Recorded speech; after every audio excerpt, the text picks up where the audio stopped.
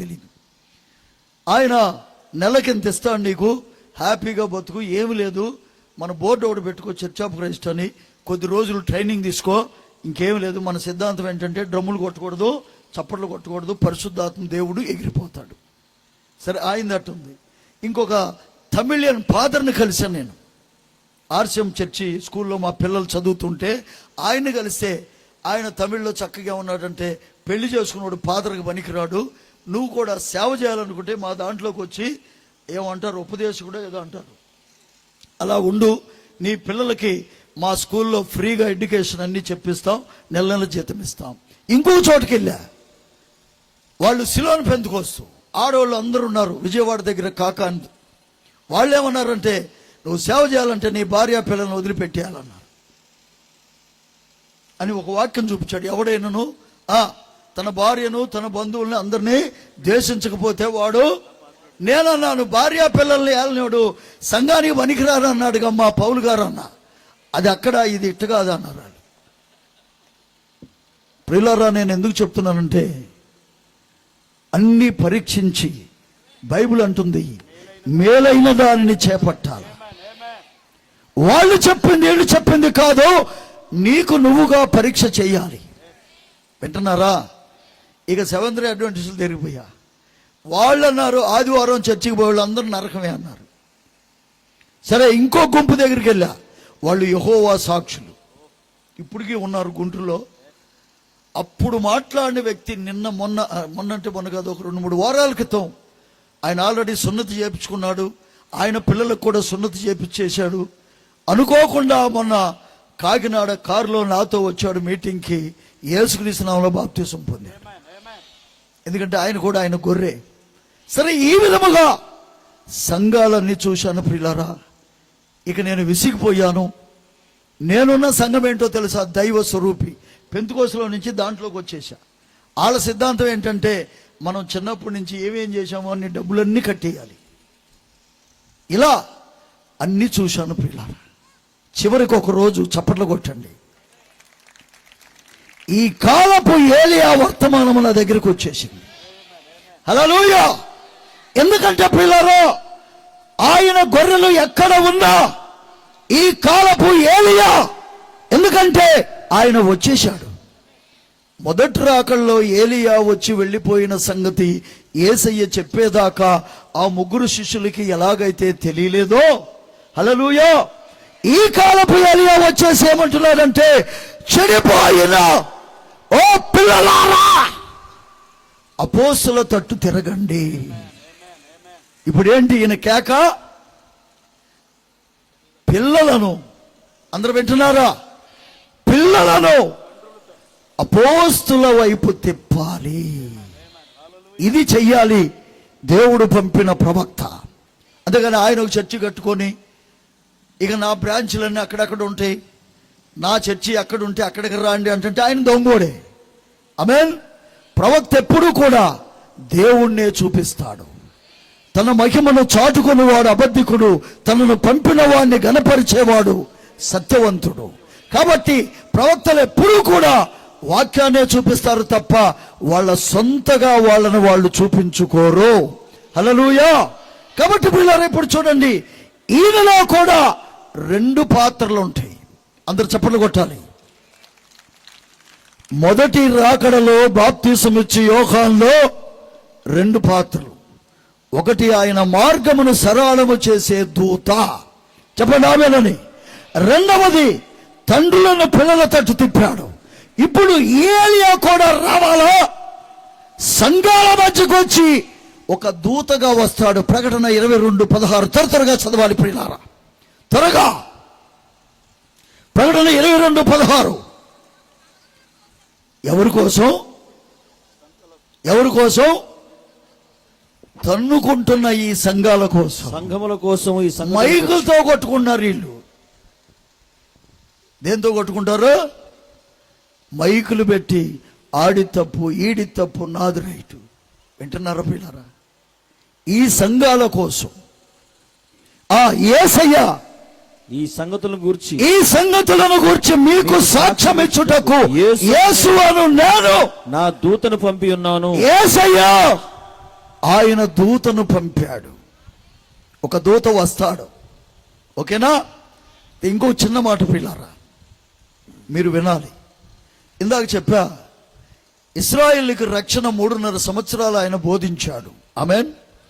రాత్రి చెప్పా మీకు, అన్యులమైన మనకి దేవుడు 2000 సంవత్సరాలు కేటాయించాడు. ఏంటండి? ఇప్పుడు చూడండి, లోక సంబంధంగా కూడా రిజర్వేషన్లు ఉంటాయి. ఎస్సీకి ఇన్ని, బీసీసీకి ఇన్ని అని. అలాగే దేవుడు కూడా ఇశ్రాయేలు మధ్యకి 3.5 సంవత్సరాలు సువార్త బోధించాడు. ఆమేన్. చెదిరిపోయిన అన్యుల్లో ఉన్న ఆయన భార్యను సిద్ధపరచుకోవటానికి, వింటున్నారా? ఇది ప్రవచనం ప్రియులారా. వీళ్ళకి 2000 సంవత్సరాలు కేటాయించాడు. ఏంటండి? 2000. ఎందుకంటే ఆయన భార్య ఒక ఊర్లో లేదు. రిబకాలాగా ఒక చోట ఉంటే ఎలియాజరును పంపి తీసుకొచ్చేవాడు. కానీ ఇప్పుడు ఈ భార్య ఎక్కడుంది? ప్రపంచవ్యాప్తముగా చెదిరిపోయింది, అన్యుల మధ్య చెదిరిపోయింది. రాత్రి చెప్పాను మీకు. ఇప్పుడు అన్యుల మధ్య చెదిరిపోయిన ఈయన భార్యను సిద్ధపరచడానికి దేవుడు ఒక ప్లాను కలిగి ఉన్నాడు. ఇస్సాకి భార్య కోసం ఒక ఆయన్ని పంపాడు, ఎలియాజర్ని. ఆమేన్. ఇప్పుడు ఈ అన్యుల మధ్య చెదిరిపోయిన ఆయన భార్యను ఈ సంఘ శాఖల్లో నుండి ఆమెను బయటికి తీసి, వింటున్నారా? ఆమెకి నిజమైన వాక్యము బోధించి అపోస్తల బోధతో ఆమెను సిద్ధపరిచి, ముడత మచ్చ డాగు కలంకము లేని వాక్యం సిద్ధపరిచి ఆయనకి సమర్పించడానికి 7 ఎలియాజర్లని ఆయన తన కుడి చేత పట్టుకున్నాడు. ఎంతమంది? అందరు చెప్పాలి, 7. ఇది ఉందా అయ్యగారు బైబిల్లో? చదవండి. 1:16, ప్రకటన 1:16, త్వరగా. ఆయన తన కుడి చేత, ప్రియులారా, ఇది చాలా జాగ్రత్తగా మీరు వినవలసినటువంటి ప్రాముఖ్యమైన ప్రవచనం. ఆయన తన కుడి చేత 7 నక్షత్రములు పట్టుకొని ఉన్నాడు. ఒక నిమిషం, 20వ వచనం చదవండి. 1:20. ఆ నక్షత్రాలు ఎవరో చూద్దాం. అనగా నా కుడి చేతిలో నువ్వు చూచిన 7 నక్షత్రములను, ఆ కుడి చేతిలో నీవు చూచిన 7 నక్షత్రములు గూర్చిన మర్మములు, ఆ 7 సువర్ణ దీప స్తంభముల సంగతి వ్రాయము. నువ్వు రాయాలి యోహాను. ఆ 7 నక్షత్రములు ఎవరు? సంఘములకు దూతలు. ఇప్పుడు చూడండి ప్రియులారా, అందరూ వింటున్నారు కదా? అందరు ఇక్కడే ఉన్నారు కదా? అంటే ఎదురుగుంటే ఇక్కడే ఉన్నారా అని నేను ఎందుకు అడుగుతున్నానంటే, లోపల రాత్రి చెప్పా కదా, ఆడు వెళ్ళిపోతాడు. ఇక బయటోడు ఇక్కడ కూర్చొని ఏంట్రా బాబు ఈ సోది అనుకుంటా ఉంటాడు. అందుకని లోపలోడు కూడా ఇక్కడే ఉండాలి. రైట్? ఇప్పుడు చూడండి ప్రియులారా, మనం ఏం చేశామంటే సంవత్సరాన్ని మనం 3 కాలాలుగా విడగొట్టాం. ఆమేన్. వర్షాకాలం, ఎండాకాలం, చలికాలం, 4 నెలలు. ఆమేన్. పేర్లు పెట్టాం. దేవుడు కూడా అన్యుల కొరకు కేటాయించిన 2000 సంవత్సరాలని ఆయన ఏం చేశాడంటే 7 కాలములుగా విడగొట్టాడు. ఎన్ని? 7 కాలాలు. అది పేర్లు పెట్టాడు. చదవండి ఒకసారి 7 పేర్లు. ప్రకటన 1:11, త్వరగా ప్రియులారా. ప్రకటన 1:11. నీవు చూచుచున్నది పుస్తకములో రాసి Ephesus, Smyrna, Pergamum, Thyatira, Sardis, Philadelphia, Laodicea అని 7 సంఘములకు 7 కాలాలుగా విభజించాడు. వీటికి బైబిల్లో ఏమని పేరు పెట్టాడంటే దేవుడు అన్యజనముల కాలములు అని పేరు పెట్టాడు. ఏం పేరండి? లూకా 21:24, త్వరగా. లూకా 21:24 చూడండి. యేసయ్య ప్రవచనం చెబుతున్నాడు. వీళ్ళ మధ్య ఉన్నప్పుడు ఇశ్రాయేలు చచ్చిపోతారు, కత్తివాత కూలిపోతారు. వారి కత్తివాత కూలుదురు, చెరపట్టబడిన వారై సమస్తమైన చూడండి. ఇప్పుడు టైటస్ వచ్చి ఇశ్రాయేల్ అందరినీ కూడా చంపేసి, వింటున్నారా పిల్లరా?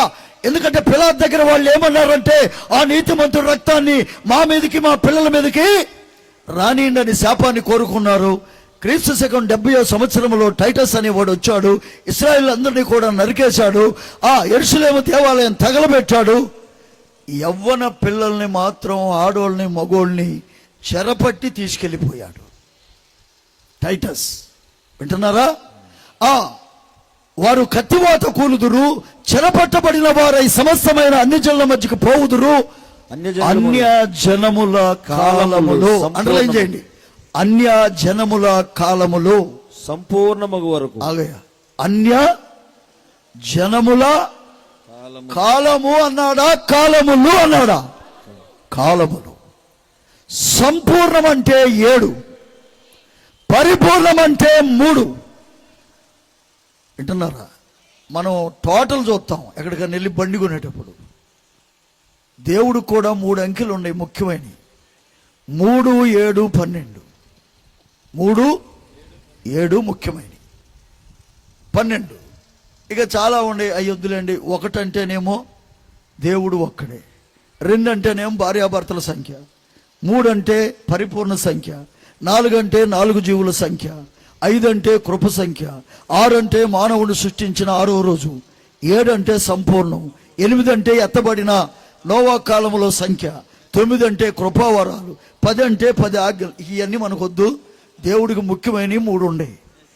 ఒకటి పరిపూర్ణం అంటే 3, సంపూర్ణం అంటే 7, 12 శిష్యుల సంఖ్య. ఓకేనా? ఇప్పుడు ఈ 2000 సంవత్సరాలను దేవుడు ఏం చేశాడంటే 7 కాలాలుగా విభజించి ఈ కాలాలకి అన్య జనముల కాలములు అని పేరు పెట్టాడు. ఏం పేరండి? ఈ 7 కాలాలకి 7 పేర్లు పెట్టి మరి 2000 సంవత్సరాల ప్లాన్ ఇది. అందరూ వింటున్నారా? ఇది స్థిరమైన ప్రవచనం. నువ్వు నమ్మాలి దీన్ని. నమ్మితే నువ్వు తప్పకుండా గెలుస్తావు. ప్రవచనాన్ని నెరవేరిస్తే నువ్వు తప్పకుండా గెలుస్తావు. నాకు ప్రవచనాలు వద్దండి, నా ఇష్టం వచ్చినట్టు పోతానంటే నీ ఇష్టం అది. ఇది బైబుల్ లెక్క. ఆమేన్. ఇప్పుడు 2000 సంవత్సరాలను దేవుడు 7గా విడగొట్టి, హల్లెలూయా, ఈ 7 వర్తమానికుల్ని ఆయన కుడి చేత పట్టుకొని ఆ 7లో దేవుడు ఏం చేశాడంటే ఆయనలో ఉన్న 7 ఆత్మలు పెట్టి ఒక్కొక్కరిని భూమి మీదకి పంపాడు. చదవండి ఆ ఒక్క మాట. ఆయనలో 7 ఆత్మలు ఉన్నాయి. ప్రకటన 1:4 త్వరగా పిల్లారా. ప్రకటన 1:4. యోహాను ఆసియాలో ఉన్న 7 సంఘములకు శుభమని చెప్పి రాయినది వర్తమాన భూత భవిష్యత్ కాలములో ఉన్నవారి నుండి ఆయన సింహాసనము ఎదుటనున్న 7 ఆత్మల నుండి. అందరు చెప్పండి, ఎన్ని ఆత్మలు ఉన్నాయి? 7 ఆత్మలు. ఇది ప్లాన్ ప్రియులారా, ఆయన ప్రవచనం. దీన్ని నువ్వు పక్కాగా నమ్మాలి. ప్రవచనం ప్రకారంగానే దేవుడు చేస్తాడు. ఈ ప్రవచనాన్ని నువ్వు కూడా నమ్మి నెరవేర్చకపోతే పునరుద్ధాన శక్తి నీకు లేదు. వింటున్నారా? స్టార్టింగ్ లో నేను చెప్పాను, ఆ పునరుద్ధాన బలం ఎక్కడుంది? ప్రవక్తల ప్రవచనాన్ని నువ్వు అర్థం చేసుకోవాలి. ఆ ప్రవచనాన్ని నువ్వు నమ్మాలి. అది నీ జీవితంలో చెయ్యాలి. అప్పుడే ఆ పునరుద్ధాన బలం నీకు వచ్చింది. ఓకేనా? ఆయన ఎదుట 7 ఆత్మలు ఉన్నాయా? ఇప్పుడు యేసయ్య ఆ 7 ఆత్మల్ని ఆ 7లో పెట్టి అందరిని ఒకసారి పంపలేసుమా? వింటున్నారా? ఎందుకంటే ఇది 2000 సంవత్సరాల ప్రోగ్రాం కాబట్టి 7 ఒక్కొక్కరిని భూమి మీదకి పంపుతా వచ్చాడు. చదవండి, అది కూడా భూమి మీదకి పంపింది కూడా చదవండి. ప్రకటన 5:6 త్వరగా పిల్లరా. మరియు సింహాసనములకును ఆ 4 జీవులకును పెద్దలకు మధ్య వధింపబడినట్లుండిన గొర్రె పిల్ల నిలిచి ఉండుట చూచి తిని, ఆ గొర్రె పిల్లకు 7 కొమ్ములను. ఎక్కడ చూసారా 7 కొమ్ములున్న గొర్రె పిల్ల? ఏమండి, యేసయ్యకి 7 కొమ్ములు ఉన్నాయి. కొమ్ములు ఏంటో తెలుసా ప్రియులరా? భార్య భర్తకు కిరీటం. సంఘం అనే స్త్రీ యేసయ్యకు ఒక కిరీటం లాంటిది. హల్లెలూయా. అందుకే 7 కొమ్ములు ఉన్నాయి ఆయనకి. ఆ గొర్రె పిల్లకి 7 కొమ్ములు, 7 కన్నులను. అండర్లైన్ చేయండి, కన్నులు ఉన్నాయి. కన్నులు అందరు వింటున్నారా? ఆ కన్నులు భూమి యందు అంతటికి పంపబడిన దేవుని 7 ఆత్మలు. కన్నులంటే 7 ప్రవక్తలు ప్రియులారా. చదవండి, అది కూడా ఈ కన్ను అంటే ప్రవక్త. యెషయా 29:10 అది దేవుని నేత్రం ప్రియులారా. త్వరగా యెహోవా నీ మీద గాఢ నిద్రాత్మను కుమ్మరించి ఉన్నాడు. మీకు నేత్రములుగా ఉన్న ప్రవక్తలు చెడగొట్టి ఉన్నాడు. ఎవరండి నేత్రాలు? అందరూ చెప్పాలి. నేత్రాలు అంటే ఎవరు? దేవుని యొక్క ప్రవక్తలు ప్రియులారా. హల్లెలూయా. కాబట్టి ఇప్పుడు ఈ 7 దేవుడు ఏం చేశాడంటే ఒక్కసారి పంపలేదు ప్రియులారా. ఎవరి కాలములో వాళ్ళని భూమి మీదకి పంపాడు. వారు వచ్చి ఆ కాలములో చెడిపోయిన సంఘాల్లో ఉన్న ఆయన భార్యను బయటికి తీసి హల్లెలూయా క్రీస్తుకు సమర్పించి వాళ్ళు వెళ్ళిపోతారు. ఆయన పోగానే మళ్ళీ ఇంకొక ఆయన వస్తాడు. హల్లెలూయా. ఇలా 7 వచ్చేశారు. అయితే 7వ వాడిది ఒక స్పెషల్ అండి. చప్పట్లు కొట్టండి అందరూ. 7వ వాడిది ఒక స్పెషల్. చదవండి 7వ వాడిది ఏంటో. ప్రకటన 10 దేవుడు ఒట్టు పెట్టుకొని చెప్పిన మాటది. ప్రకటన 10:6 7వ వాడిది స్పెషల్ ప్రియులారా. పరలోకమును చూడండి, దేవుడు చెప్తున్నాడు పరలోకమును అందులో ఉన్న వాటిని, భూమిని అందులో ఉన్న వాటిని, సముద్రమును అందులో ఉన్న వాటిని సృష్టించి యుగయుగములు జీవించుచున్న వాని తోడు. ఒట్టు పెట్టు. చూడండి, మనం ఎప్పుడు కూడా అమ్మతోడు అయితోడు.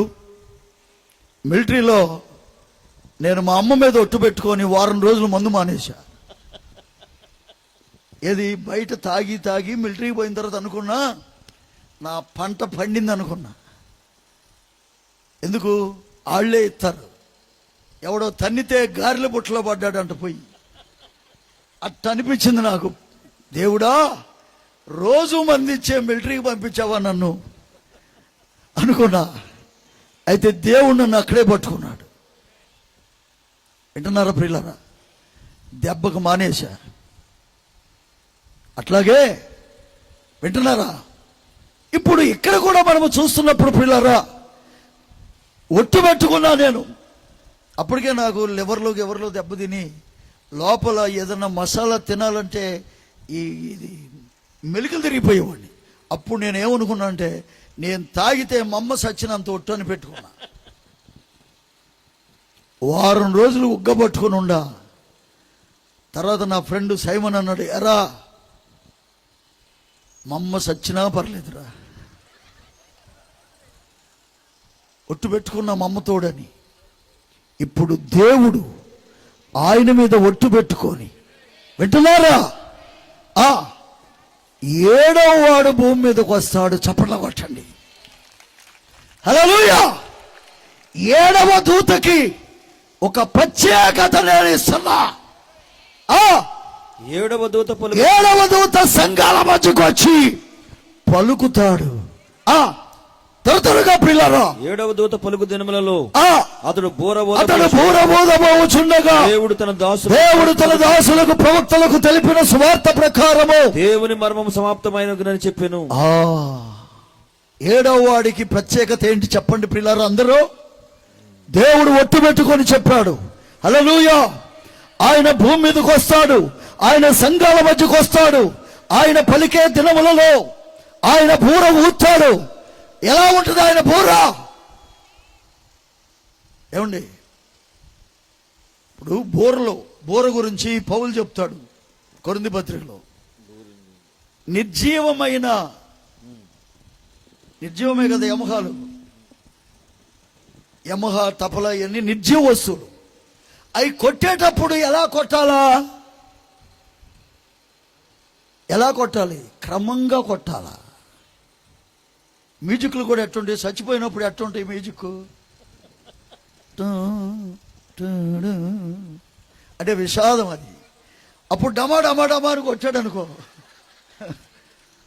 డమా అని ఎప్పుడు కొడతారు? యుద్ధానికి ఫైటింగ్ డ్రమ్ములు ఎట్టుంటాయి? ఇప్పుడు ఇవన్నీ కూడా పౌలు ఏమంటాడంటే,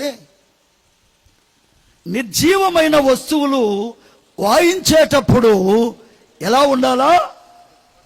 స్పష్టముగా ఉండాలి. ఇది ఫైటింగా, ఇది సావా, ఇది కామెడియా, ఇది పెళ్ళ. ఓకేనా? అయితే నేను కూడా బోర్లు ఇని ఏం బోర్లు? పెంతుకోస ఒక బోర, ఆర్స్యం ఒక బోర, ఏది స్పష్టముగా లేదు పిల్లారా, ఏది స్పష్టముగా ఉండలేదు. కానీ 7వ వాడు వచ్చాడు రంగం మీదకి. ఆయన బూర ఊతున్నాడు. 7వ వచనం చదవండి. ఆయన బూర 17 ఆయన బూర ఊదబోచుండగా ఇదిగో ఇదిగో ఇదిగో ఏడుంది అసలు అక్కడ? దేవుడు తన దాసులకు ప్రవక్తలకు తెలిపిన సువార్త ప్రకారము దేవుని మర్మములన్నీ కూడా సమాప్తమైపోతాయి. ఇది ఇక్కడే కాదండి, ప్రకటన దానియేలు గ్రంథం ఒకసారి చూడండి పిల్లరా. 12వ అధ్యాయంలో కూడా దేవుడు చెప్పాడు. ఎందుకంటే మన కాలములో అన్ని మర్మములు సమాప్తమైపోవాలి. 9వ వచనం, 12వ అధ్యాయము దానియేలు గ్రంథము 12వ అధ్యాయం 9వ వచనం చూడండి. అతడి సంగతులు అంత్యకాలం వరకు. ఎప్పుడు దానియేలుతో చెప్తున్నాడు దేవుడు. వింటున్నారా? కొన్ని వందల సంవత్సరాల క్రితం దానియేలు కొన్ని మర్మాలు చూశాడు. మన కాలంలో జరగబోయే మర్మాలు చూసినప్పుడు అడుగుతున్నాడు దానియేలు, ప్రభువా వీటికి అంతమేంటన్నాడు. 8వ వచనం చదవండి. నేను విన్నాను గాని గ్రహించలేకపోతుని, నా ఏలినవాడా వీటికి అంతమేమని అడగగా అతడు ఈ సంగతులు అంత్యకాలం వరకు. ఎప్పటిదాకా? ఏమండి ఎప్పటిదాకా? మన వరకు. చెప్పలు కొడదామా ఒకసారి? మనకు దాచాడు ఆయన. దానియేలుకి చెప్పలా. హల్లెలూయా. దానియేలు నీకు కాదు ఈ మర్మం. ఆఖరిలో నా భార్య వచ్చింది, 7వ వాడు వస్తాడు, ఆయన ద్వారా వింటున్నారా సకల సంగతులు. ఇప్పుడు 10వ వచనం చదవండి. అనేకులు తమ్మును శుద్ధిపరుచుకుని ప్రకాశములను నిర్మలములను అగుదురు. దుష్టులు దుష్టకార్యములు చేయబడుదురు గనుక ఏ దుష్టుడును ఈ సంగతులను గ్రహింపలేకపోవును. కాబట్టి ప్రియులారా, సైతాను పిల్లకి ఇది అర్థం కాదు. 9వ వచనం, అతడు ఈ సంగతులు అంత్యకాలము వరకు మరుగుగా ఉన్నట్లు ముద్రించబడినవి గనుక దానియేలు నువ్వు ఊరకుండమని చెప్పెను. అనేకులు తమ్మును శుద్ధిపరుచుకుని ప్రకాశములను నిర్మలను అగుదురు. దుష్టుల దుష్టకార్యములు చేదురు గనుక ఏ దుష్టుడును ఈ సంగతులను గ్రహింపలేకపోవను. 7వ వచనం, ఇప్పుడు నారబట్టలు వేసుకొని ఏటిపైన ఆడుచున్న ఆ మనుషుని మాట నేను వింటిని. ఏమనగా అతడు తన కుచేతిని ఎడమ చేతిని ఆకాశము తట్టి ఎత్తి ఒట్టు పెట్టుకుంటున్నాడు. దేవునికి స్తోత్రము కలుగును గాక. నిత్య జీవియగు వాని తోడు ఒట్టు పెట్టుకొని ఇక ఆలస్యం ఉండదు. 7వ దూత పలుకు దినములలో. హల్లెలూయా. అందరూ వింటున్నారా? నిత్య జీవియగు వాని నామమున ఒట్టు పెట్టుకొని ఒక కాలములు సంఘ కాలములు పిల్లారా. సంఘ కాలములలో అర్ధకాలం మళ్ళీ వాళ్ళకి రాబోతుంది. ఇశ్రాయేలుకు 3.5 సంవత్సరాలు దేవుడు మళ్ళీ కేటాయించాడు. పరిశుద్ధ జనము యొక్క బలమును కొట్టివేయటం ముగించబడగా సకల సంగతులు సమాప్తమైపోతాయి. దానియేలు నీవు చూచిన సంగతులు ఇప్పుడే కాదు, ఆఖరిలో నా సంఘము నా భార్య భూమి మీదకి వచ్చింది. అప్పుడు ఎక్కడ లేని ఒత్తిడి. వింటున్నారా? సాతాను ఒత్తిడి తీసుకొచ్చేస్తుంది. అప్పుడు నా పిల్లలు వస్తారు, అప్పుడు 7వ వాడు వస్తాడు, ఆయన బోర ఊతాడు, అన్ని మర్మములు సమాప్తమైపోతాయి. హల్లెలూయా. అందరూ వింటున్నారా పిల్లారా? ఇది ప్రవక్తల ద్వారా దేవుడు పలికిన ప్రవచనాలు. ఈ ప్రవచనాలను గట్టిగా చేతబట్టుకోవాలి. అర్థమవుతుందా? అయితే అన్ని మర్మాలలో ఒక్క పావు గంట నాకు ఇస్తే పిల్లరా, ఒక ప్రాముఖ్యమైన మర్మం చెప్పు, నేను ముగిస్తా. ఓకేనా? ఎన్నో మర్మాలు చెప్పాడు. ఆ 7వ దూతలో ఉండి దేవుడు ఆయన చెప్పలేదు ప్రియులారా, దేవుడు ఆయనలో ఉండి ఎన్నో మర్మాలు చెప్పాడు. మొదటి మర్మం ఏంటో తెలుసా? దైవత్వము యొక్క మర్మము. అందరూ ఆమె చెప్పండి, అందరూ ఒకసారి చప్పట్లు కొట్టండి. ఎన్నో మర్మాలు ఉన్నాయి, 7 ముద్రలు ఉన్నాయి, 7 సంఘకాలాలు ఉన్నాయి. ఆదిలో అవ్వ తిన్న పండు ఏంటో మర్మముగా ఉంది బైబిల్లో. దేవుని కుమారులు ఎవరో, నరులు కుమార్తెలు ఎవరో మర్మం ఉంది. దానియేలు 70 వారాలు మర్మం ఉంది. ప్రకటన గ్రంథములో మహావేశ మర్మం ఉంది, 17వ అధ్యాయము. వింటున్నారా? ఎత్తబాటు మర్మం ఉంది, సంఘకాలాల మర్మం ఉంది, 1000 ఏళ్ల రాజ్య పరిపాలన యొక్క మర్మం ఉంది. అన్నిట్లో ఒక మర్మం చెప్తా, ఓకేనా? ఒకటి, ఎందుకంటే యేసయ్య కూడా మానవుడిగా ఉన్నప్పుడు ఆయన చెప్పిన ప్రాముఖ్యమైన ఒక మర్మం. ఒకరోజు యేసయ్య పెద్ద గుడిలోకి వెళ్ళాడు. అందరు చప్పట్లు కొట్టిన మరి ఒకసారి. ఒకరోజు యేసయ్య పెద్ద గుడిలోకి వెళ్ళాడు. ఏ గుడి చెప్పండి? సొలొమోను దేవాలయం.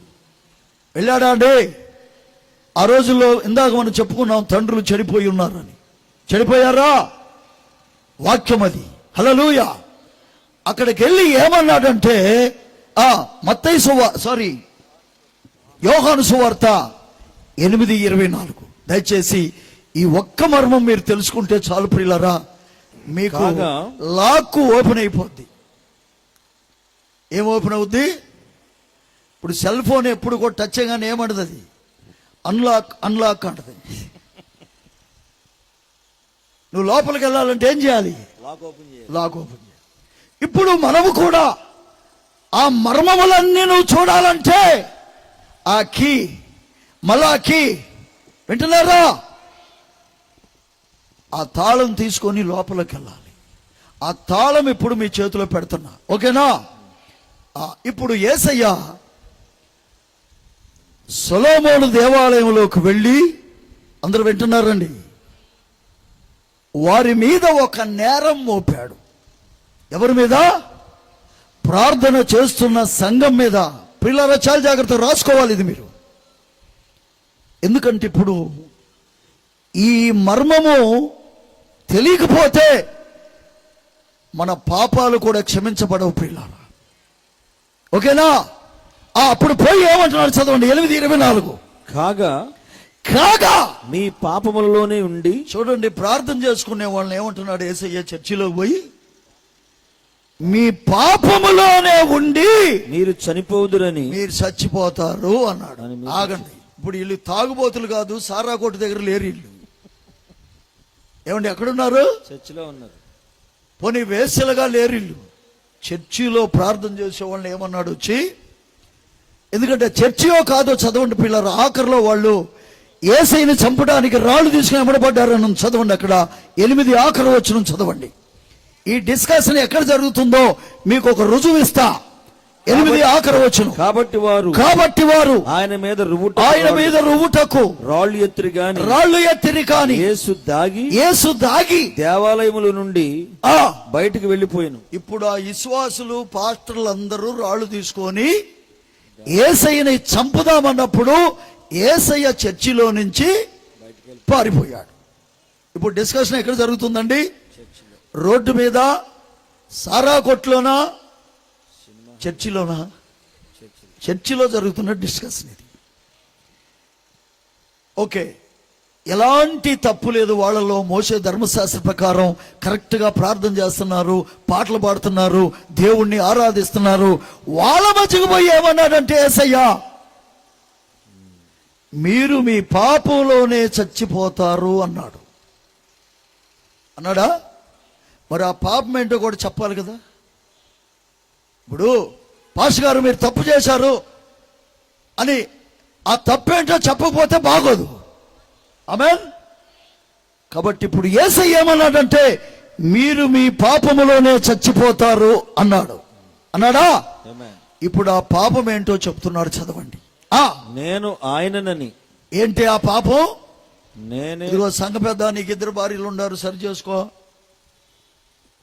అని చెప్పట్లా. పాస్టర్ నువ్వు సందాలు బాగా నొక్కేస్తున్నావు, సరి చేసుకో అంటలా. వింటున్నారా? నేను ఆయనని మీరు మీరు నమ్మని ఎడల మీరు మీ పాపములోనే చచ్చిపోతారు. ఇదేం నేరం అండి బాబు? తప్పేదో ఎత్తి చూపించి తప్పు సరి చేసుకోరా అనాలి. ఆమేన్. నా పాపం ఏంటో బయట పెట్టాలి, సరిదిద్దుకోనాలి. కానీ యేసయ్య ఏమంటున్నారు తెలుసా? ముందు మీరందరూ పాపంలోనే చచ్చిపోతారు అన్నాడు. ఏంటి ఆ పాపం? నేను ఆయనని నమ్మకపోతే. అంటే ఆయన అంటే ఏంటి? ఇప్పుడు మన యొక్క నరాలకి క్రైస్తవ సమాజంలో ఎక్కించిన ఇంజెక్షన్ ఏంటంటే దేవుళ్ళు ముగ్గురు. నరాలకి ఎక్కించారండి ఇంజెక్షన్లో. తండ్రి ఒక దేవుడు, కుమారుడు ఒక దేవుడు. ఒక చర్చిలోకి వెళ్ళి నేను ప్రసంగం చేయడానికి 3 కుర్చీలు వేసి ఉండే అక్కడ బ్రహ్మాండంగా ఉండేవి. బర్రని వెళ్ళి కూర్చుంటే ఆయన అయ్యారు అని పెద్ద కలిశాడు. నేను పామేమని ఉందా ఇక్కడ, లేకపోతే ఎట్టెందుకు అరుస్తాడు అనుకుని అది కొంచెం రేకులది. ఏంటయ్య గారు ఏమైనా ఉందా ఏంటన్నా? ఏం లేదండి, ఆ 3 కుర్చీలు 3 దేవుళ్ళకి మేము వేసామండి అన్నారు. ఓకే, ఆడ కూర్చోమంటో చెప్పన్నా. ఆడ కూర్చోండి. ప్రియులారా, 3 దేవుళ్ళని ఎప్పుడైతే మనము నమ్ముతామో అది క్షమించరాని పాపము అని యేసయ్య చెప్తున్నాడు. లేఖనాలతో చూద్దామా ప్రియులారా? ఇప్పుడు యేసయ్యని మనం ఏమని నమ్ముతున్నాం? తండ్రి పైన ఉన్నాడు, కొడుకు భూమి మీదకు వచ్చాడు. యేసయ్య బాప్తిసం తీసుకునేటప్పుడు కూడా తండ్రి ఏమంటున్నాడు? ఈయన నా ప్రియకుమారుడు, ఈయన యందు నేను ఆనందిస్తున్నా. అందరూ వింటున్నారా? అందరు ఇక్కడే ఉన్నారా? ఈ సైతాను ఏమనుకుందంటే ఇప్పుడు కొడుకు నీళ్ళలో ఉన్నాడు, తండ్రి పైనుండి మాట్లాడుతున్నాడు. రైట్? అందరూ వింటున్నారా? లూసిఫర్ అనుకున్నాడంట వచ్చిన ఆయన తండ్రి కాదు, కొడుకు. ఎందుకంటే లూసిఫర్కి వీడు ప్రతిపక్షముడు కాబట్టి దేవుని చట్టం వీడికి బాగా తెలుసు. అందరూ వింటున్నారా? దేవుని చట్టములో, ధర్మశాస్త్రములో ఏమనుందో ఒకసారి చదవండి. హెబ్రీ 9:16. త్వరగా ప్రియులారా, హెబ్రీ 9:16 చూడండి. ఇప్పుడు ఏదేనులో మరణశాసనం రాసింది ఎవరు? తండ్రా, కొడుకా, పరిశుద్ధాత్ముడా? అమ్మా, పండు తింటే చచ్చిపోతామండి. తండ్రా, కొడుకా, పరిశుద్ధాత్ముడా? సిస్టర్ చెప్పండి. మన దృష్టిలో తండ్రి, అంతే కదా, యెహోవా. ఇప్పుడు చట్టం ఏమనుందంటే ధర్మశాస్త్రములో ఏ మరణ శాసనం అయితే ఏ దేవుడు రాశాడో ఆయనే వచ్చి మరణించాలి, తన బిడ్డల నిమిత్తము రక్తము చిందించాలా. మరణ శాసనము ఎక్కడ ఉండునో మళ్ళీ చదవండి. అక్కడ మరణ శాసనము రాసిన వాని మరణము అవశ్యము. ఎవరు మరణం? కొడుకుదా రాసిన అయిందా? అందరు చెప్పాలి.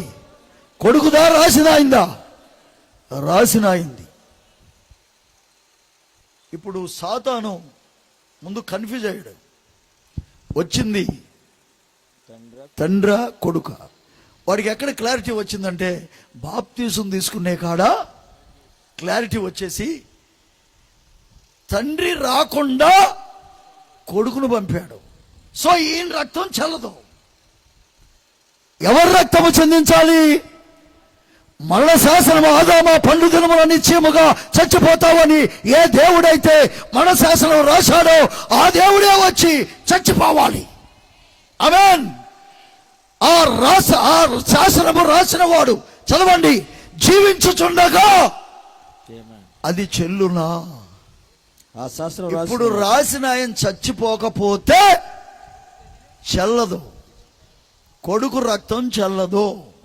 ఓకేనా? ఎవరు రక్తం చెల్లుద్ది? రాసిన ఆయన రక్తమే మన పాపాలకు పరిహారము జరిగిస్తుంది. ఆమేన్. ఇది చట్టం. ఇప్పుడు సాతానికి దేవుడు అర్థం కాకుండా చేశాడు ప్రియులారా. అందుకే పౌలు అంటాడు, చదవండి, కొరింథీయులకు రాసిన మొదటి పత్రిక 2వ అధ్యాయము 7వ వచనము చదవండి. మర్మమైనట్టుగా బోధించుచున్నాము, మరుగయుండెను. ఈ జ్ఞానము మరుగయుండెను. అది లోకాధికారులలో.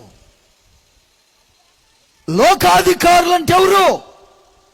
లోకాధికారులు అంటే ఎవరు? ఎంఆర్ఓ, కలెక్టర్, వీళ్ళ?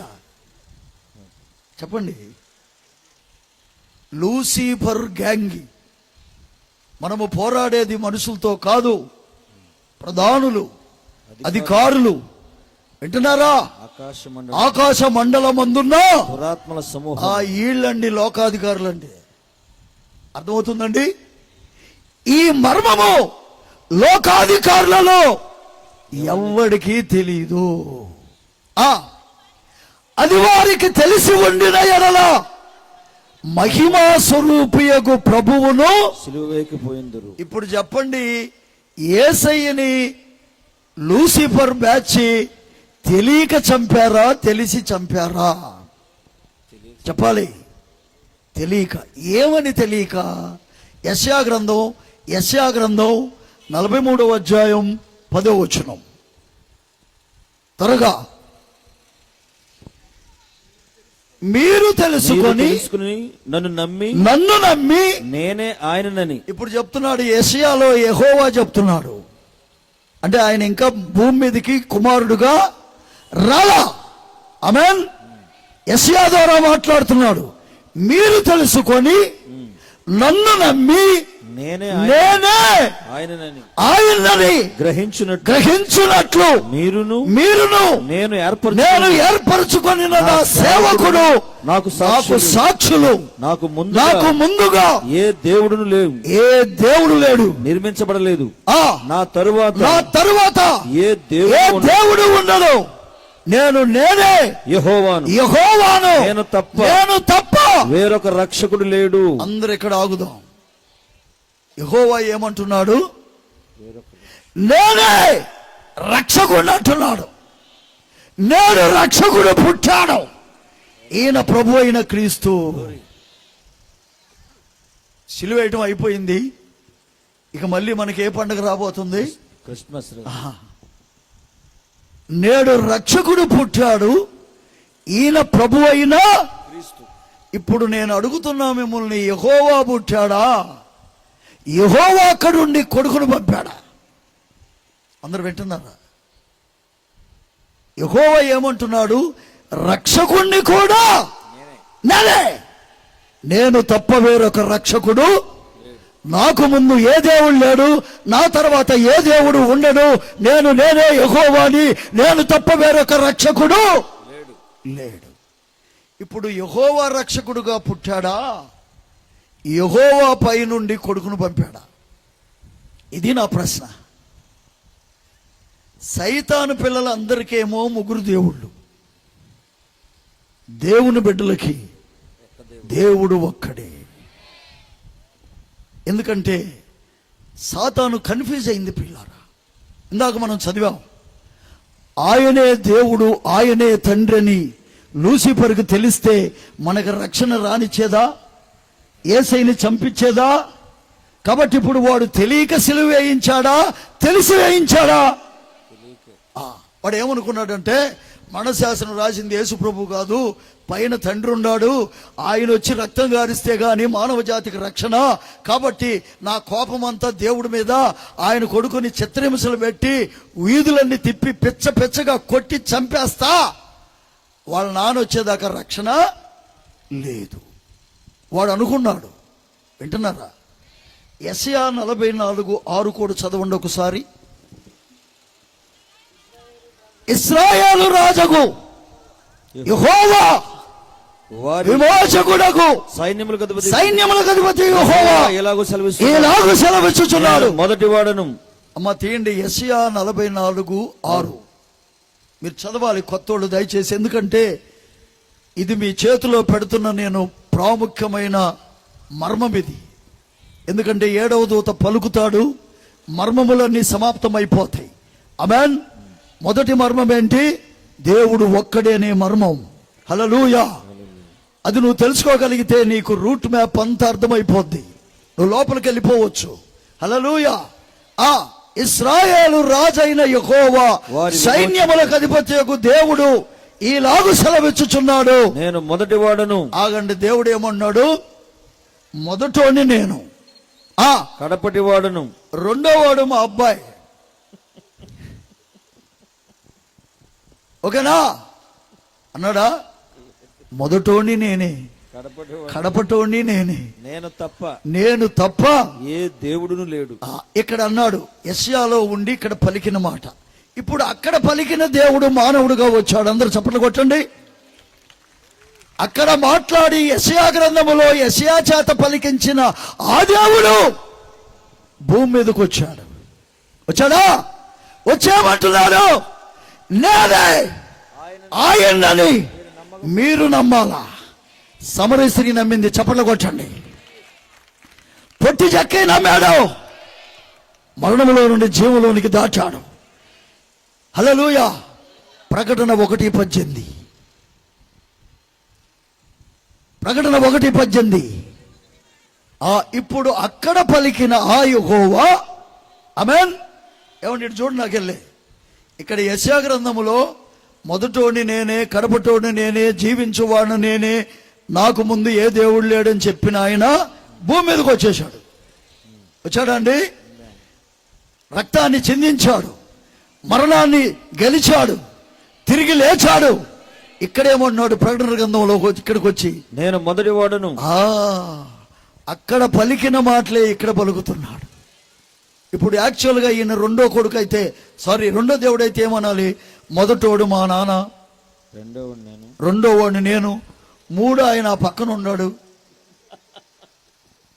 ఒక పాస్టర్ గారు అన్నాడు, నేను బాప్తీసం ఇస్తుంటే, ఏంటి ప్రభు అయిన యేసుక్రీస్తు నామములో నువ్వు బాప్తీసం ఇస్తున్నావు, నీకు అసలు మైండ్ పనిచేస్తుందా అన్నాడు. ఎలా ఇవ్వాలన్నా? నీకు అసలు తెలుసా బైబిల్? యేసయ్యకి దేవుడి కంటే ఇద్దరు కొడుకులంట. యేసు ప్రభు పెద్దోడంట, పరిశుద్ధాత్ముడు చిన్నోడంట. అందరు వింటున్నారా? ఒక్కటేనండి పిల్లలు.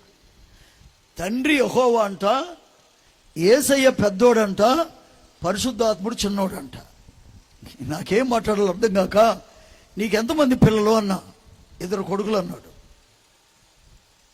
నీ భార్య నీ ద్వారా గర్భం ధరించింది కాబట్టి ఆ ఇద్దరు పిల్లలకి నువ్వే తండ్రివి కదా అన్నా. మరి నేనే అన్నాడు. ఇప్పుడు మరియమ్మ పరిశుద్ధాత్మ ద్వారా గర్భం ధరించింది. ఇప్పుడు యేసయ్యకి తండ్రి ఎవరు అని అడిగా. మీరు నన్ను కన్ఫ్యూజ్ చేస్తారు. కాబట్టి పిల్లరా, మొట్టమొదటి నేరం ఏంటో తెలుసా? క్షమాపణ లేని నేరం. ముగ్గురు దేవుళ్ళు ఉన్నారని నువ్వు నమ్మితే అదే క్షమించరాని పాపం. ఈనాడు ప్రపంచవ్యాప్తముగా సంఘ శాఖలన్నీ కూడా ప్రతి ఒక్కళ్ళలో ఇంజెక్ట్ చేసి ముగ్గురు ముగ్గురు ముగ్గురు అనే పదాన్ని వాడుతున్న ఈ చివరిలో 7వ దూత వచ్చాడు. దేవుడు ఒక్కడే, ఆయనే తండ్రి, ఆయనే కుమారుడు, ఆయనే పరిశుద్ధాత్ముడు, ఆయన పేరు ప్రభు అయినా. ముగ్గురని నువ్వు నమ్మావనుకో, నీ క్షమాపణ లేదు. చూడండి, సంఘం అనే భార్య ముగ్గురిని చేసుకోవాలా, ఒకడినా? చెప్పండి. ఒక ఆమెకి ముగ్గురు ఉంటారా, ఒకడు ఉంటాడా? పౌలు అంటాడు, ఒక్కడే పురుషునికి నేను ప్రదానం చేశా. హల్లెలూయా. కాబట్టి పిల్లరా, యెషయా గ్రంథం ప్రకారంగా నేనే ఆయనని చెప్పిన యేసయ్య మానవుడిగా వచ్చాడు, చర్చిలోకి వచ్చాడు, నేనే ఆయన అన్నాడు. కాబట్టి చివరి కాలంలో మనం ఉన్నాం. మరి ప్రవచన ప్రకారముగా దేవుడు బైబిల్లో రాసినటువంటి ప్రవక్తల యొక్క ప్రవచన ప్రకారంగా మలాకీ 4:5-6 ప్రకారంగా ప్రియులారా, ఆ ఏలియా ఆత్మ కలిగిన ఒక దూత వచ్చాడా? చెడిపోయిన పిల్లలమైన మనల్ని అపోస్తల తట్టు తిప్పాడు. ఆ తర్వాత ఆయన 7వ దూతగా మర్మములన్నీ సమాప్తం చేశాడు. ఆదికాండం మొదలుకొని మలాకీ గ్రంథం వరకు ఎన్ని మర్మాలైతే తెలియకుండా ఉన్నాయో అవన్నీ కూడా నువ్వు తెలుసుకోవాలంటే ఆ 7వ దూత దగ్గరికే నువ్వు రావాలా. మొట్టమొదటి మర్మం ఏంటి? బాప్తీస మర్మం. దేవుడు ఒక్కడే అని నీవు నమ్మి హృదయంలో విశ్వసించాలి, నోటితో ఒప్పుకోవాలి. అందుకే బాప్తిసం అనేది ఒక పెళ్లి లాంటిది ప్రియులారా. పెళ్లిలో ఎలా ఉండాలి? వివాహం అన్నిట్లో పాన్పు అంటే ఏంటి? పాన్పు నిష్కల్మషం అంటే ఏంటి? అసలు పాన్పు అంటే ఏంటి? భార్యాభర్తలు ఒకటయ్యేది ప్రియులారా. నిష్కల్మషం అంటే ఏంటి? ఏ భర్తనైతే నువ్వు పెళ్లి చేసుకున్నావో నీ మనసులో అదే భర్త ఉండాల. ఎవరితో అయితే నువ్వు ప్రమాణము చేస్తున్నావో అతడే మనసులో ఉండాల. కానీ ఇప్పుడు చాలా చోట్ల ఎలా ఉంటుంది వివాహాలు? ఎవరెవరికో మాటలు ఇచ్చేసి, ఈ జన్మకి మనకు పెళ్లి జరగదు, వచ్చే జన్మలో కలుద్దాం, పెళ్లి మాత్రమే నేను వాడితో చేసుకున్నా, నా మనసులో నువ్వే ఉంటావు అంటే మనసులో ఒకడు ఉంటాడు, చెయ్యి ఇంకోటి చేతిలో పెడుతుంది, అక్కడ ప్రమాణం చేస్తుంది. కలిమి అయినను, లేవి అయినను, వ్యాధి అయినను, ఆరోగ్యం అందును, సుఖ దుఃఖములు ఎందు నీకే భార్యనే అంటాడు. చూసారా? పెళ్లిలో నువ్వు దేవునితో ప్రమాణము చేసేటప్పుడు బాప్తీసంలో ముగ్గురున్నారని నీ మనసులో నమ్మకూడదు. దేవుడు ఒక్కడే. ముగ్గురు దేవుళ్ళు అనేది క్షమించరాని పాపం ప్రియులారా. అందుకే బాప్తీసం అనేది ఒక వివాహం. క్రీస్తు యేసులోనికి బాప్తీసం పొందిన మీరు క్రీస్తుని శిరస్సుగా ధరించారు. అందుకే బైబిల్లో యోహాను బాప్తీసం ఉంది. మత్తయి సువార్త 28:19 తండ్రి కుమార పరిశుద్ధాత్మ నామములో బాప్తీసం ఉంది. అపోస్తల కార్యాలు 2:38 ప్రకారం అపోస్తల బోధలో యేసుక్రీస్తు నామములో బాప్తీసం ఉంది. ఎందుకంటే యోహాను బాప్తీసం ద్వారా నీకు పాప క్షమాపణ లేదు, పరిశుద్ధాత్మ వరము లేదు. వింటున్నారా? తండ్రి యొక్క, కుమారుని యొక్క, పరిశుద్ధాత్మ యొక్క అనేది అది పేరు కాదు, బిరుదులు ప్రియులారా. అందుకే అపోస్తలు పరిశుద్ధాత్మ పొంది తండ్రి ఆయనే, కుమారుడు ఆయనే, పరిశుద్ధాత్ముడు ఆయనే అని నమ్మారు, బాప్తీసం తీసుకున్నారు. ఓకేనా? కాబట్టి ప్రియులారా, మీరు అనుకోవచ్చు రెండోసారి మళ్ళీ తీసుకోవచ్చా? తీసుకోవచ్చు ప్రియులారా. ఎందుకంటే పౌలు గారు బైబిల్లో ఒక ఊరు వెళ్ళాడు. ఏ ఊరు? ఎఫెసు అనే ఊరు వెళ్ళాడు. దేవునికి స్తోత్రం కలుగును కాక. అదొక్కటి చదవండి, నేను ముగిస్తాను. ఇక ఎఫెసు అనే ఊరు వెళ్ళాడు. అపోస్తల కార్యాలు 19వ అధ్యాయం. త్వరగా ప్రియులారా చూడండి. అపోల్లో అనే ఆయన ఒక పాస్టర్, రాత్రి కూడా వచ్చాడు అపోల్లో గారు. ఇవాళ రాలా? అపోల్లో ఎక్కడున్నాడు? అందరిని చూడాలి. కొరింథీలో ఉన్నాడు. అపోల్లో కొరింథీలో ఉన్నప్పుడు జరిగినదేమనగా, పౌలు పై ప్రదేశముల్లో సంచరించి ఎఫెసునకు వచ్చి, ఏ ఊరు వచ్చాడు? ఎఫెసునకు వచ్చి కొందరు శిష్యులను చూచి మీరు విశ్వసించినప్పుడు పరిశుద్ధాత్మను పొందితురా అని. అందరూ వింటున్నారు పిల్లరా? అయిపోయింది, 5 నిమిషాలేగా. అమ్మయ్యా అనుకున్నారు కదా, 5. ఇప్పుడు పౌలు గారు ఎఫెసు పట్టణం వచ్చి అడిగాడు ఒక సంఘంలోకి వెళ్ళి, మీరు పరిశుద్ధాత్మను పొందారా అని అడిగాడు. ఆమేన్. అప్పుడు వాళ్ళు ఏమన్నారు? వారు, ఆ సంఘస్థులు అన్నారు, పరిశుద్ధాత్ముడు ఉన్నాడనే సంగతే మేము వినలేదని చెప్పారు. మాకు తెలియదయ్యా. మరి బాప్తిసం ఎట్లా పొందారు అని అడిగాడు. యోహాను బాప్తిసం బట్టి అని చెప్పి. ఇప్పుడు పౌలు గారు అడిగాడు, సరే మీరు బాప్తిసాలు ఎట్లా పొందారు అన్నాడు. మేము యేసయ్యతో పాటు తీసుకున్నాం అంటే వచ్చిన ఆయన కంటే వీళ్ళు సీనియర్లు. వచ్చిన ఆయన ఎవరు? పౌలు గారు. పౌలు గారు ఎప్పుడు బాప్తిసం పొందాడు? దమస్కు పోతుంటే దేవుడు తన్నితే కింద పడి అప్పుడు బాప్తిసం పొందాడు. వీళ్ళు ఎప్పుడు తీసుకున్నారు? యేసు ప్రభుతో పాటు తీసుకున్నారు, యోర్దాను నదిలో. ఓకే. అయితే అక్కడ యోహాను ఒక మాట అన్నాడు, ప్రియులారా, నేను మీకు మారు మనసు నిమిత్తం బాప్తిసం ఇస్తున్నా, నా వెనక వస్తున్నాడు ఒక ఆయన పరిశుద్ధాత్మతో అగ్నితో మీకు బాప్తిసం ఇస్తాడు. అప్పుడు పౌలు వెంటనే ఈ మాట అన్నాడు, బ్రదర్ యోహాను ఒక మాట చెప్పాడు, మీకు గుర్తుందా అని అడిగాడు. యాక్చువల్గా పౌలు గారికి తెలియదు ఇది, కానీ పరిశుద్ధాత్ముడు బోధించాడు పౌలు గారికి. హల్లెలూయా. బ్రదర్ మీకు ఒక మాట చెప్పాడు యోహాను బాప్తిసం ఇచ్చేటప్పుడు. ఆయన బాప్తిసం దేనికి? మారు మనసు నిమిత్తం. ఆమేన్. కానీ అపోస్తలుల కార్యాలు 2:38, అపోస్తలుల కార్యాలు 2:38 త్వరగా అయిపోయింది ప్రియులారా. అపోస్తలుల కార్యాలు 2:38 పేతురు మీరు మారు మనసు పొంది, మారు మనసు అంటే ఏంటి? మనసు మార్చుకోవాలి. ఆమేన్. ఏమని మారు మనసు పొందాలి? దేవుడు ఒక్కడే. ముగ్గురని తీసుకున్నావు అనుకో, నీ పాప క్షమాపణ లేదు. అది పెళ్ళే కాదు. ఆమేన్. హృదయములో విశ్వసించాలి దేవుడు ఒక్కడే అని రోమా 10:8 ప్రకారం. వింటున్నారా? హృదయములో నువ్వు ఒక్కడని విశ్వసించాలి, నోటితో ఒప్పుకోవాలి, నీళ్లలో మునిగి బాప్తిసం పొందాలి. అందుకే అపోస్తలుడైన పౌలు, వింటున్నారా, ఆ ఎఫెసు పట్టణంలో ఉన్న వారికి ఈ విషయాన్ని చెప్పాడు. అప్పుడు 5వ వచనం చదవండి. 5వ వచనం 19:5, అపోస్తలుల కార్యాలు 19:5. వారు ఆ మాటలు విని, అపోస్తలుల కార్యాలు 19:5 ఇసుగుపడుతుందా? ఒక్కడు చదవండి. వారు ఆ మాటలు విని ప్రభు అయిన యేసు. ఆగు, నువ్వు ఎప్పుడు బాప్తిసం పొందావు? పౌలు గారు, నువ్వు ఎప్పుడు తీసుకున్నావు? నీ గురించి మేము విన్నాం, నువ్వు సంఘాన్ని పాడు చేసినోడు అంట. నువ్వు దమస్కు పోతుంటే దేవుడు కొడితే కింద పడి మేమెప్పుడు తీసుకున్నాం తెలుసా? మేమెప్పుడు యేసయ్యతో పాటు తీసుకున్నాం. మేము సీనియర్లమా, నువ్వు సీనియర్వా అని అనలా. ఎందుకంటే వారి మధ్య పరిశుద్ధాత్ముడు ఉన్నాడు.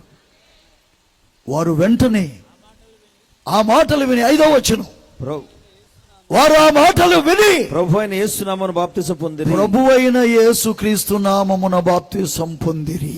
తరువాత పౌలు వారి మీద. వింటున్నారా? తరువాత వారి మీదకి పరిశుద్ధాత్మ వచ్చింది ప్రియులారా.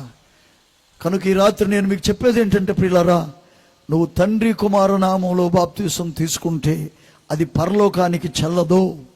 అది అపోస్తలుల బోధలో ఎక్కడా లేదు. వింటున్నారా? అందుకే పేతురు 2:38 కూడా చదివితే నేను ప్రార్థన చేస్తా. అపోస్తలుల కార్యాలు 2:38, మీరు మారు మనసు పొంది పాప క్షమాపణ నిమిత్తము ప్రతివాడు యేసుక్రీస్తు నామమున బాప్తిసం పొందండి, అప్పుడు మీరు పరిశుద్ధాత్మను వరమును పొందుదురు. చూడండి, యేసుక్రీస్తు నామములో బాప్తిసం పొందితే నీ పాపాలు క్షమించబడతాయి. ఆమేన్. నీకు పరిశుద్ధాత్మనే వరము కూడా వచ్చింది. యోహాను బాప్తిసానికి పాప క్షమాపణ లేదు, పరిశుద్ధాత్మ అనే వరము లేదు. ఇక తండ్రి కుమార పరిశుద్ధాత్మ అంటారా? అక్కడ పేరే లేదు. అక్కడ నువ్వు ముగ్గురు దేవుళ్ళు ఉన్నారని నమ్మి తీసుకున్న బాప్తిసానికి నీకు పాప క్షమాపణ ఉండదు. వింటున్నారా? పరిశుద్ధాత్మ రాదు. కాబట్టి ప్రియులారా, మరి 7వ దూతలో ఉండి దేవుడు మర్మములన్నీ సమాప్తం చేశాడు. ఆది కాండములో అవ్వతిన్న పండేంటో మీరు తెలుసుకోవచ్చు. అయితే మొట్టమొదట మీరు అన్లాక్ చేసుకోవాలి, అంటే బాప్తిసాన్ని మీరు తీసుకోవాలి. మరి నాది కూడా చూడండి, 2 నిమిషాలు చెప్తున్నాను. నేను కూడా డినామినేషన్లో బాప్తిసం పొంది తండ్రి కుమార పరిశుద్ధాత్మ నామములో బాప్తిసం పొంది ఒక చిన్న సంఘముతో నేను కొనసాగుతున్న రోజుల్లో కంకిపాడులో ఒక రాత్రిపూట ఇలాగే నేను మీటింగ్ ముగించిన తర్వాత ఒక సోదరుడు వచ్చి నిలబడి ఏమన్నాడంటే, నన్ను, పాసు గారు నీ వాక్యం అంతా బాగానే ఉంది, నీ సాక్ష్యం బాగానే ఉంది, యేసుక్రీస్తు నామములో నువ్వు బాప్తిసం పొందకపోతే నీకు పరలోకం లేదు, నీ సంఘానికి లేదు అన్నాడు. ఎట్టుంటుంది? కోపం వచ్చింది. నువ్వు పాస్టర్వా అని అడిగాను. నేను పాస్టర్ని కాదండి, విశ్వాసం అన్నాడు. మా వాళ్ళు వెళ్ళిపోయారు కుర్రోళ్ళు. అయ్యగారిని ఏంటి మళ్ళీ బాప్తిసం పొందమని నీకు ఏమైనా మైండ్ పోయిందా అన్నారు. నేను వెంటనే ఆలోచించా, ఆయన ఏమనొద్దు, వదిలేయండి అన్న. నా భార్యని పిల్లల్ని తీసుకొని ఇంటికి వెళ్ళాను. ఆ రాత్రి నాకు నిద్ర పట్టట్లేదు ప్రియులారా. ఇంత బతికి ఉద్యోగం మానుకొని సేవకని వచ్చి నేను నరకం పోయి సంఘం నరకం పోతే ఇక నాకంటే దౌర్భాగ్యుడు ఎవరు లేరు అనుకొని ఇక వెంటనే కూర్చున్నాను ప్రియులారా. నాకు ఎటువంటి మైండ్ అంటే ఏదన్నా చేసేదాకా నిద్రపోను.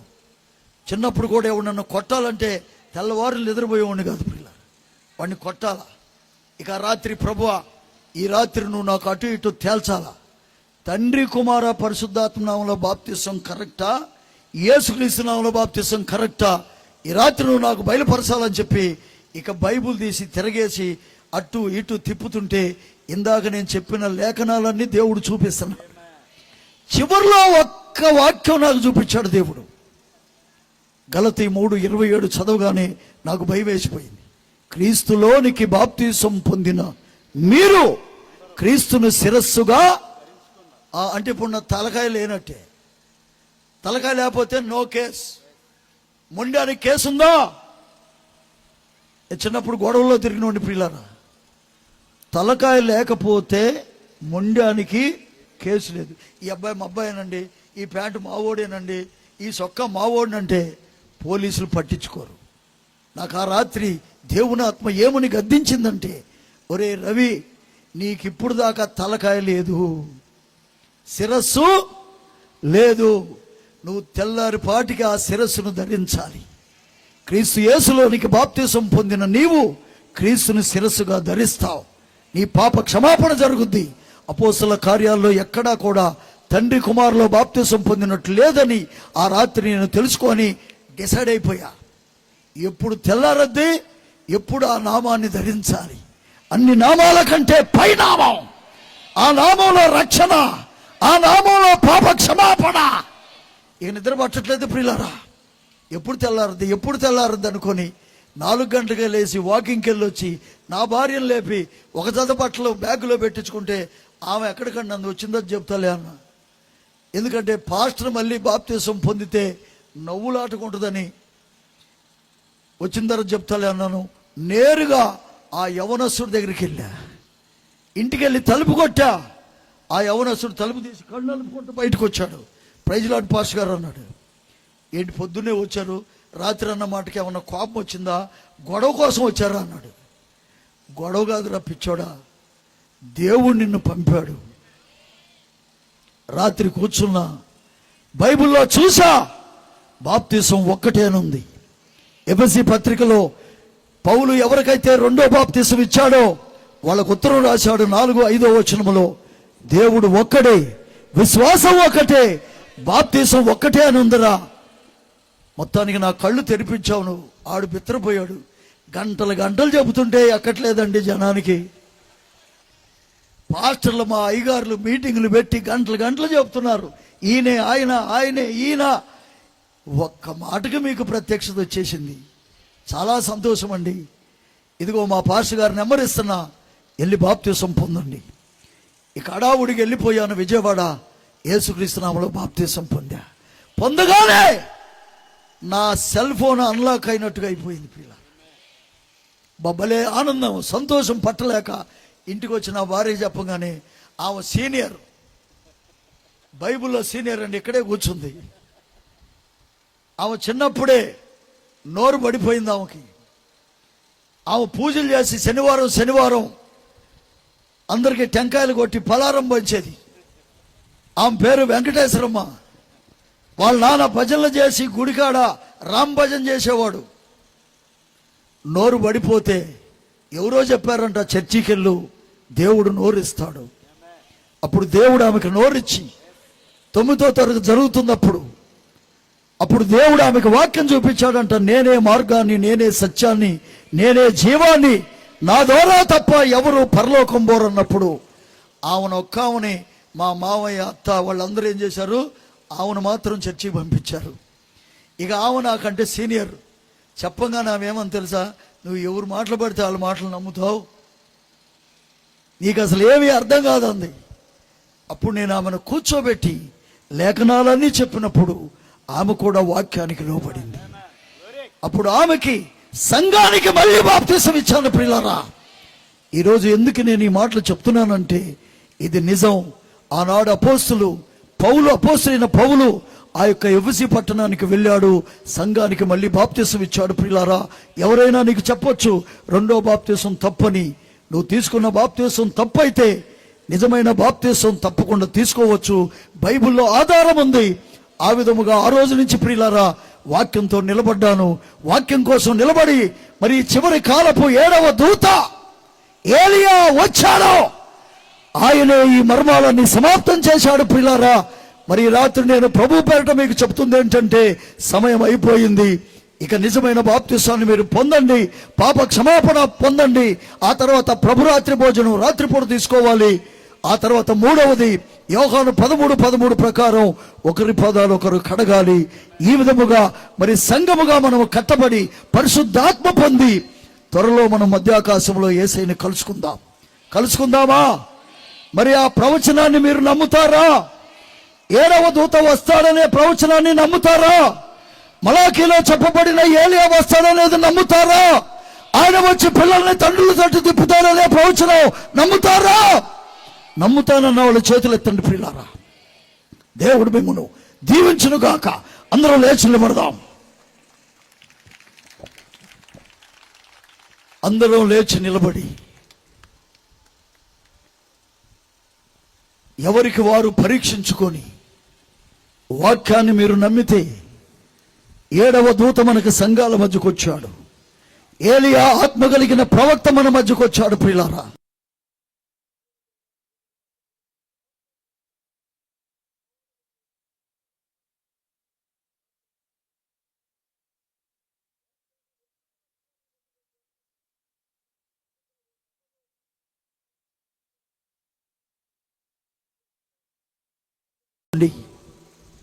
అందరూ కళ్ళు మూసుకోండి. ఈ రాత్రి ఎవరైనా అందరూ చేతులు దించండి ప్రియులారా. ధైర్యముగా నేను నిజమైన బాప్తిసం పొందుతా, దేవుడు ఒక్కడే అని నమ్ముతున్నా అనేవాళ్ళు ఎవరైనా ఉంటే ఈ రాత్రి మీ చేయి పైకి చూపించండి ప్రియులారా. మీకోసం నేను ప్రార్థిస్తా. ధైర్యముగా భయపడొద్దు. వాళ్ళేమనుకుంటారు వీళ్ళేమనుకుంటారని లోకం వైపు చూడొద్దు, సంఘ శాఖల వైపు చూడొద్దు. సోదరులారా, దేవుడు మిమ్మల్ని దీవించును గాక. తప్పకుండా దేవుడు మీతో ఉంటాడు. చేతులెత్తిన వాళ్ళు తర్వాత సేవకుడిని కలవండి. ఎవరికి భయపడొద్దు ప్రియులారా. వాక్యాన్ని నమ్మండి, వాక్య ప్రకారంగా బాప్తిసం పొందండి, పాప క్షమాపణ పొంది పరిశుద్ధాత్మను పొందండి. ఇంకా ఎవరైనా ఉంటే ప్రియులారా ఈ రాత్రే, ఎందుకంటే ఇక సమయం లేదు, వధువు ఎత్తబడే సమయం. చేతులెత్తిన మిమ్మల్ని దేవుడు దీవించును గాక. మీరు ధైర్యముగా పాస్ గారిని ఫిలిప్ అబ్రహాం గారిని కలవండి, నిజ బాప్తిసం పొందండి.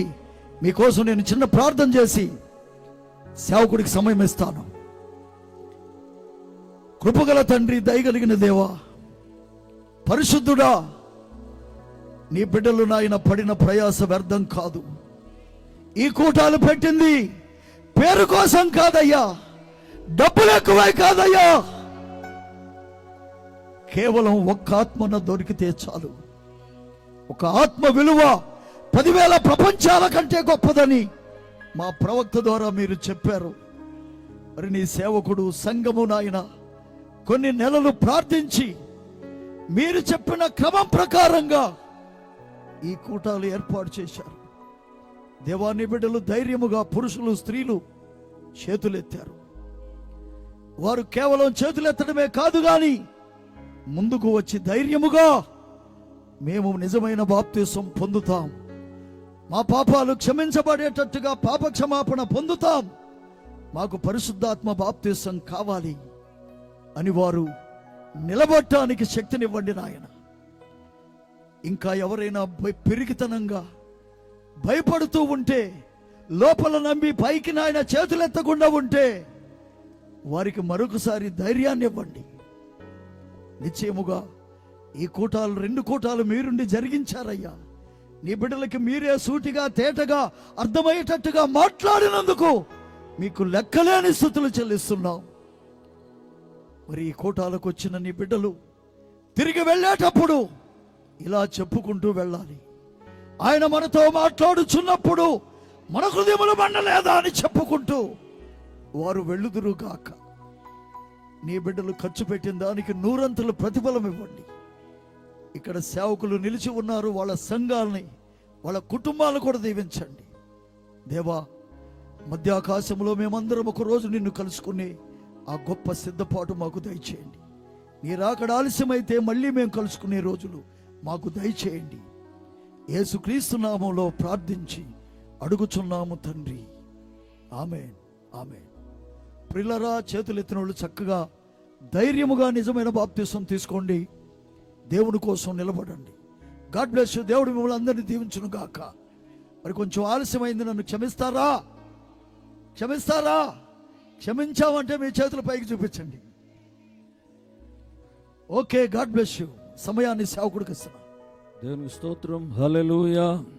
మరి ఇది ఆఖరి కూటం కాబట్టి మరి కొంచెం సమయం ఎక్కువైనప్పుడు కూడా మీరు అందరూ చక్కగా సహకరించిన మీ అందరికి వందనాలు. చివరిగా మరి దేవుని ప్రార్థన చేసుకుందాం. మరి తర్వాత పాస్టర్ గారు వందన సమర్పణ చెప్పి మరి ప్రార్థనలో ఆశీర్వదిస్తారు. అందరూ చేతులపైగా దేవుని స్తుతిద్దామా? దేవా, ఈ రాత్రి మాతో నువ్వు మాట్లాడినందుకు వందనాలు నాయన. నీ జీవం మాతో ఇచ్చినందుకు వందనాలు ప్రభువా. ఆ వేకో చొక్క వెలుగేంటో, ఆ 7వ దూత మర్మమేంటో మాతో మాట్లాడవు ప్రభువా. హల్లెలూయా, హల్లెలూయా. యేసుక్రీస్తు నామములో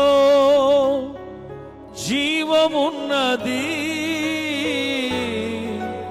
నీతి మార్గమందున వెలుగున్నది.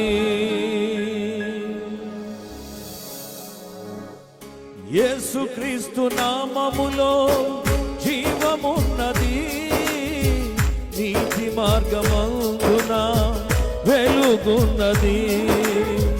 యవ్వనులు వృద్ధులు పాపమంతటి నుండి, యవ్వనులు వృద్ధులు పాపమంతటి నుండి పశ్చాత్తాపపడుటకు సమయమిదే, పశ్చాత్తాపపడుటకు సమయమిదే. సాయంకాలమందున వెలుగు కలిగిను, మహిమకు మార్గము కనుగొంటిని. సాయంకాలమందున వెలుగు కలిగిను, మహిమకు మార్గము కనుగొంటిని. హల్లెలూయా, హల్లెలూయా, హల్లెలూయా, హల్లెలూయా, హల్లెలూయా, హల్లెలూయా, హల్లెలూయా, హల్లెలూయా, హల్లెలూయా, హల్లెలూయా, హల్లెలూయా, హల్లెలూయా, హల్లెలూయా, హల్లెలూయా, హల్లెలూయా, హల్లెలూయా. సాయంకాలమందున వెలుగు కలిగిను, మహిమకు మార్గము కనుగొంటిని. సాయంకాలమందున వెలుగు కలిగిను, మహిమకు మార్గము కనుగొంటిని. ప్రవక్తల ప్రవచనములు నెరవేరుచున్నవి, దేశములన్నయు ముక్కలగుచున్నవి. ప్రవక్తల ప్రవచనములు నెరవేరుచున్నవి, దేశములన్నయు ముక్కలగుచున్నవి. దేవుడు తన హస్తముతో నమ్మకస్తులందరినీ, దేవుడు తన హస్తముతో నమ్మకస్తులందరినీ విడిపించే సమయము ఆసన్నమైనది, విడిపించే సమయము ఆసన్నమైనది. సాయంకాలమందున వెలుగు కలిగిను, మహిమకు మార్గము కనుగొంటిని. సాయంకాలమందున వెలుగు కలిగిను, మహిమకు మార్గము కనుగొంటిని. హల్లెలూయా, హల్లెలూయా.